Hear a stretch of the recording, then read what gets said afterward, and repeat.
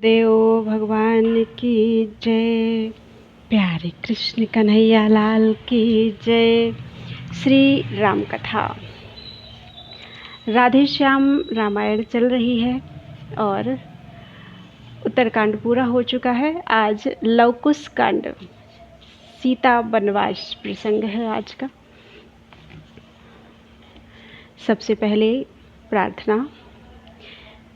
मेरे शंकर बहुत बाहर रहे, अब घर में लाऊंगा शिवाला। हे हृदय मेरा यहीं सादर बिठाऊंगा। जहाँ आह्वान गणपति है, जहाँ है भक्त कीर्तनया, जहाँ है नाद का नंदी वहीं तुमको बुलाऊंगा। जलहरी में नयन की जो भरा है प्रेम जल भगवन, तुम्हें भीतर ही भीतर बस उसी से मैं नहलाऊंगा। लगाऊंगा तुम्हारे भाल पे जब शांति का चंदन, तभी मन क्रम बचन की बिल्व पत्री भी चढ़ाऊंगा। दिया है ध्यान की लौका, उसी से आरती होगी। उठेगा शब्द अनहद में, वही घंटा बजाऊंगा। तुम ही हो और मैं ही मैं हूँ, मैं ही मैं तुम ही तुम हो। न तुम हो और ना मैं हूँ, यही निराली रट लगाऊंगा। है अब जो वाक्य दासो हम, ये तब हो जाएगा सो हम, जब ही दाकार के तम को कृपा पाकर हटाऊंगा। दहन में जो की है मोहन, रहन में जब वो आएगा, तभी मैं विश्वमय हो अपने विश्वेश्वर को पाऊंगा। कथा प्रारंभ। सीता वनवास। अवध स्वर्ग सा बन गया पाकर राजा राम, आज तलक विख्यात है राम राज्य का नाम। समझी थी प्रभु ने प्रजा निज संतान समान, प्रभु का भी कर रही थी प्रजा पिता सम्मान। चारों ही वर्ण और आश्रम अपना कर्तव्य पालते थे, राजाज्ञा गुरु के वचनों को श्रद्धा के साथ मानते थे। ब्राह्मण धर्मोपदेश देकर सबका कर्तव्य बताते थे, क्षत्रिय शासन की नीति समझ शासित का कष्ट मिटाते थे।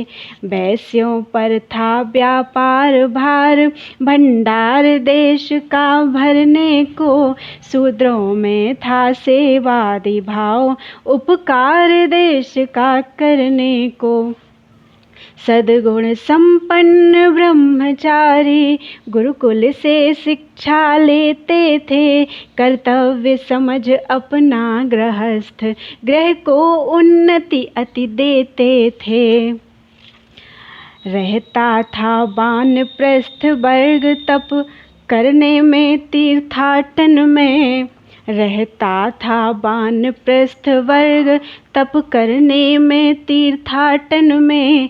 सन्यासी तत्ववेत्ता हो लगते थे ब्रह्माराधन में, पुरुषों का दल पुरुषार्थी था, फिर सागर सद्भावों का था।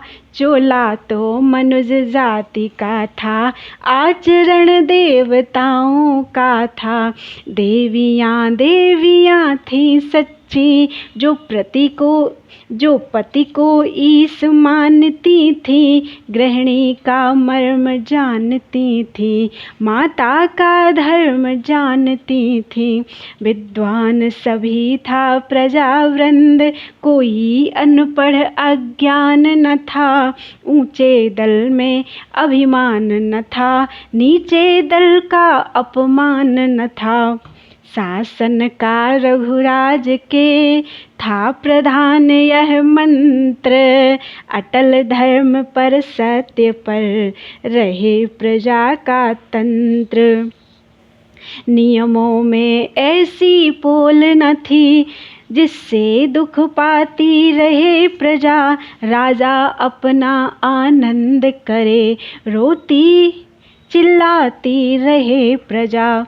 यह था ना नौकर मालिक है, नृप नाम मात्र का नृपवर है। मर जाए प्रजा अकाल पड़े, टल सकता नहीं राज कर है।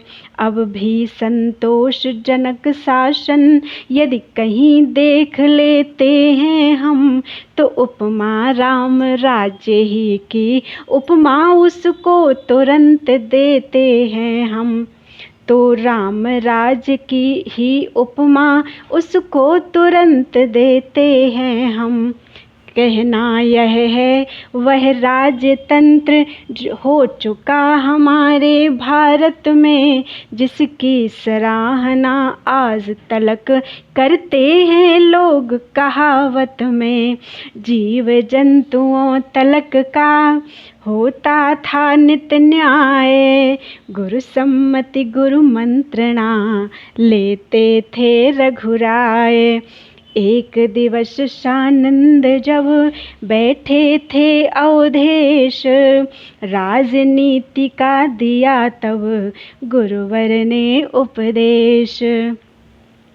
कहा 18 व्यक्ति हैं, है जिनसे संबंध, राजाओं का उन्हीं से चलता राज्य प्रबंध। कौन कौन से 18 लोग हैं?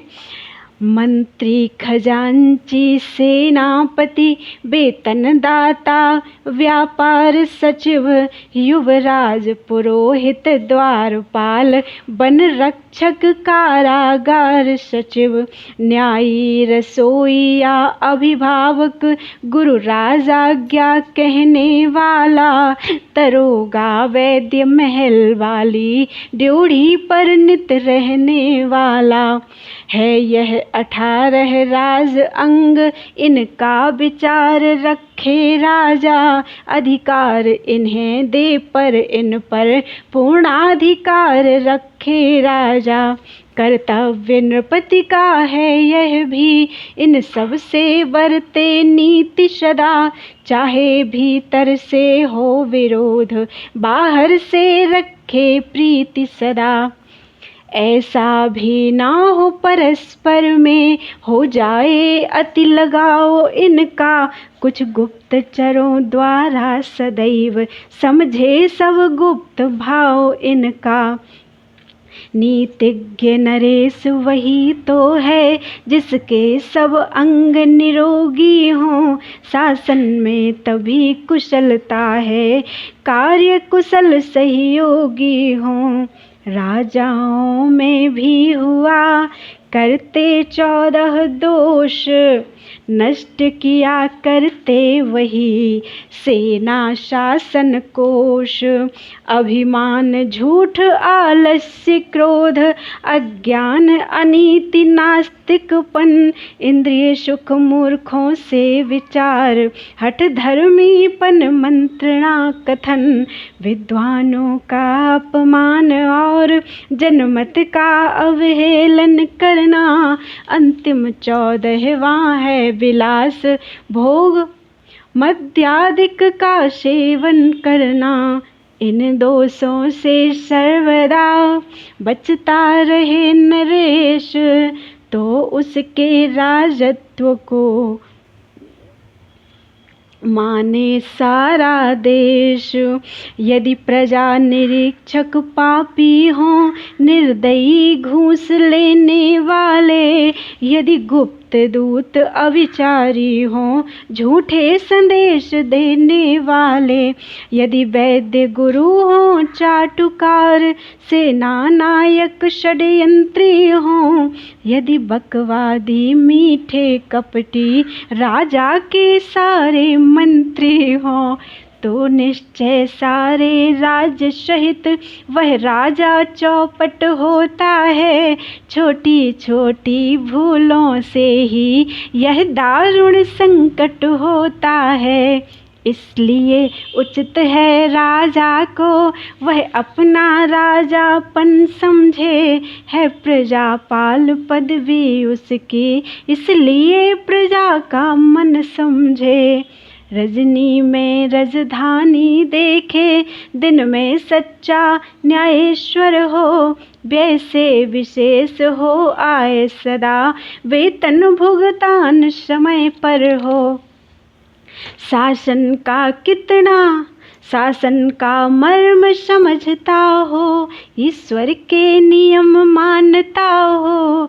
किस तरह प्रजा रहती प्रसन्न, यह गुरु परिपूर्ण जानता हो। गुरु मीन्स गुण, यह गुण परिपूर्ण जानता हो। तो शासन की देवी सदैव निष्कंटक निर्भय रहती है। बच्चे बच्चे की वाणी पर उस राजा की जय रहती है। एक गीत है। राज्य में जिसके अपनी अमान, वही राजा पाता है मान। सृष्टि नियम में तो ईश्वर ही है सबका सरताज। जनता की इच्छा से लेकिन नर बनता नरराज। सदा जो रखता इतना ध्यान, वही राजा पाता है मान। राज्य में जिसके अपनी अमान, वही राजा पाता है मान। प्रजा शीश पर लेती है जब राजा का अधिकार, तो राजा के सिर पर भी है पूर्ण प्रजा का भार। प्रजा को जो समझे संतान, वही राजा पाता है मान। राज्य में जिसके अपनी अमान, वही राजा पाता है मान। कहने को राजा राज है, सिर पर उनका वास, लेकिन वास्तव में राजा है सदा प्रजा का दास। हृदय में हो जिसके यह ज्ञान, वही राजा पाता है मान। राज्य में जिसके अपनी अमान, वही राजा पाता है मान। समझे जो घमंड में राजा प्रजा वर्ग को नीच, तो मोहन संबंध ना रहता दोनों दल के बीच। समझता जो यह सत्य महान, वही राजा पाता है मान। राज्य में जिसके अपनी अमान, वही राजा पाता है मान। गुरुवर के वह वाक्य सुन मुदित हुए रघुनाथ। कृतज्ञता के रूप में झुका दिया निज माथ। इस प्रकार मुनि राजनित देते थे व्याख्यान। राजनीति कहते कभी कभी ज्ञान विज्ञान। राम राज्य का बज गया डंका चारों ओर। दशरथ से भी बढ़ गए दशरथ राज किशोर। हम कहते हैं जो राज्य कथा, इसका उन्नत वह अवसर था। रघुकुल नंदन के शासन का रवि तब मध्याह्न काल पर था। जनता के कारण निज सुख का बलिदान किया था राजा ने। सीता सी प्यारी नारी को वनवास दिया था राजा ने। राज जननियों के सहित गुरुवर नीति निधान। श्रृंगी ऋषि के उन दिनों घर पर थे मेहमान। इधर राम का नित्य ही होता था दरबार। करते थे रघुपति स्वयं सबका न्याय विचार। राजसभा का दूत था दुर्मुख नामक एक। लाता था वह सभा में पुरुषंवाद अनेक। आया लेकर एक दिन वह ऐसा संदेश, जिससे उसको भी हुआ मन ही मन अति क्लेश। खुद सोच रहा था दुर्मुख वह, कैसे संवाद सुनाऊं मैं। कुछ नहीं समझ में आता है, क्यों कर यह वज्र गिराऊं मैं। मुँह जब भी खोलता हूँ अपना, तो हृदय मना कर देता है। रखता हूँ मुँह को बंद, अगर कर्तव्य खबर तब लेता है। अच्छा दासत्व प्रणाम तुझे, आगे यह काम न करना है। अब तो हूँ आज्ञा बंधन में, आज्ञा का पालन करना है। छाती तू पत्थर की हो जा, तब बोलूँ मैं उन बोलों को। वाणी तू घोर घटा बन जा, तब बरसाऊं उन ओलों को। माता तुम मुझे क्षमा करना, अपना मत नहीं सुनाता हूँ। तुम जिस प्रकार सत दृढ़ हो, मैं भी कर्तव्य चुकाता हूँ।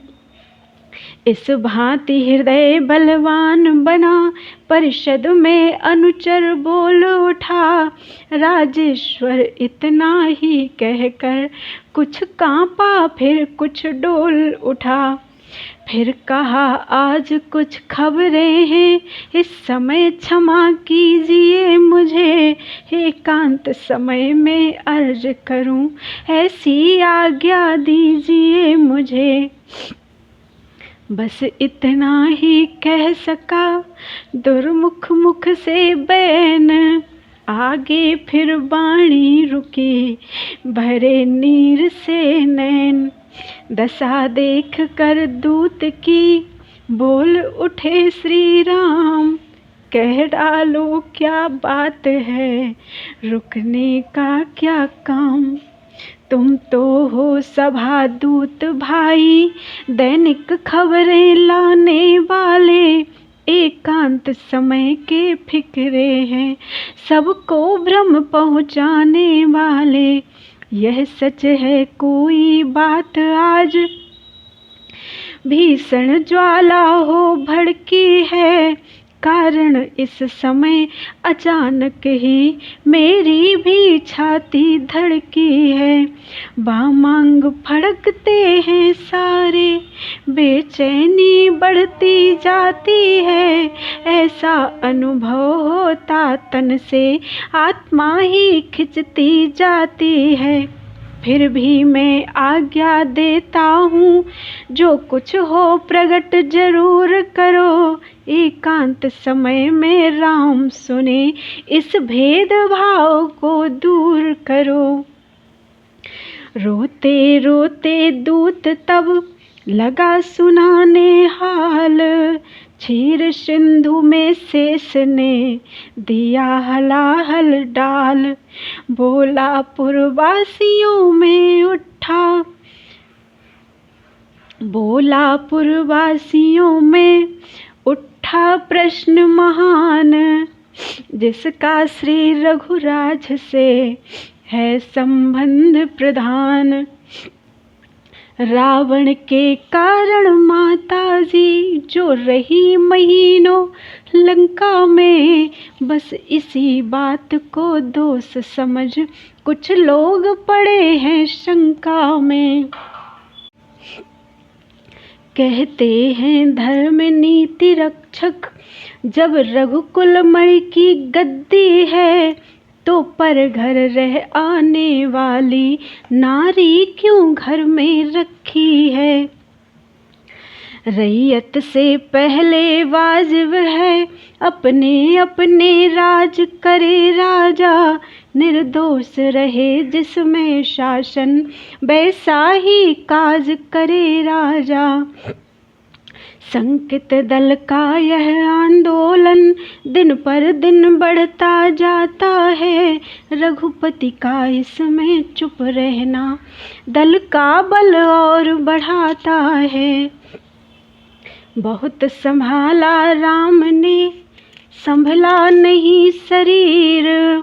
छुटते ही इस तीर ने दिया हृदय को चीर। आखिर मुँह से निकल गई, आखिर मुँह से ही निकल गई नाथ के हाय। देखा पल्लव सम गिरे सीतापति रघुराय। दौड़ भरत शत्रुघ्न ने लिया तुरंत संभाल। क्षण में चेतन कर दिया मिलजुल कर तत्काल। लक्ष्मण के संकेत से भंग हुआ दरबार।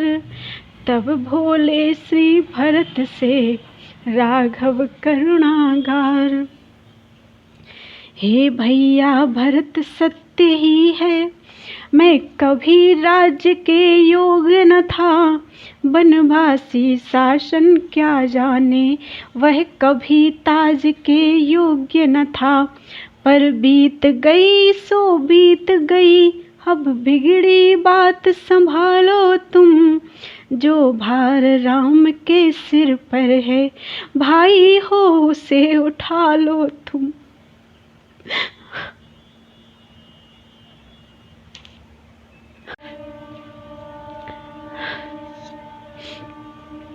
हम वानप्रस्थ आश्रम ही अब नियमों के सहित निभाएंगे। सीता के साथ बनोही में निज जीवन शेष बिताएंगे। सुनता था राज चलाना में है एक खिलौना खाले का। अब अनुभव खुद ही करता हूँ इस मकड़ी वाले जाले का। इस कारण भरत सुन रहे हो, शासन ले लो रघुराई से। जो काम उचित है भाई के, बस वही कराओ भाई से। रोते रोते भरत ने दी यूं अपनी राय। सब प्रकार से बात यह अनुचित है रघुराय।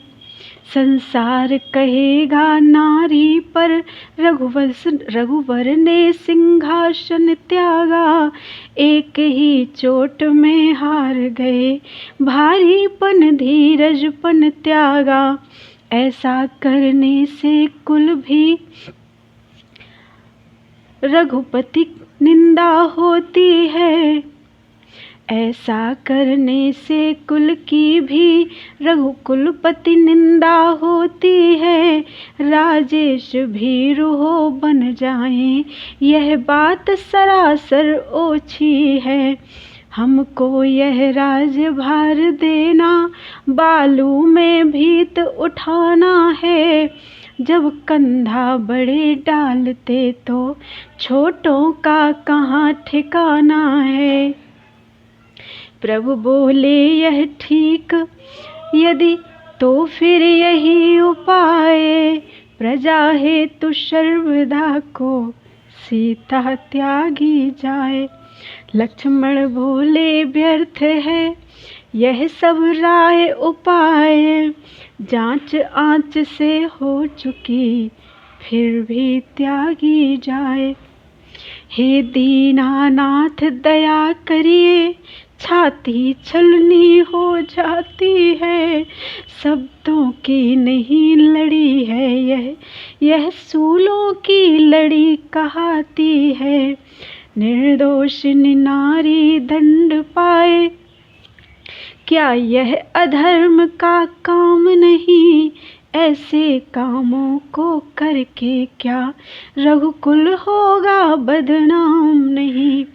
अबला अर्धांगिनी महासती निर्दोष निकाली जाती है। पृथ्वी आकाश देखते हैं कौशलपुर कितना घाती है। धिक्कार उस प्रजा पालन पर जो यूं सिर पर चढ़ जाए प्रजा। संतोष पूर्ण शासन पर भी पूरा संतोष न पाए प्रजा। लखन लाल इस भांति जब उठे क्रोध से गाज। भरत नम्रता से तभी बोले हे रघुराज। आज के लिए इतना ही। बोलो वृंदावन बिहारी लाल की जय।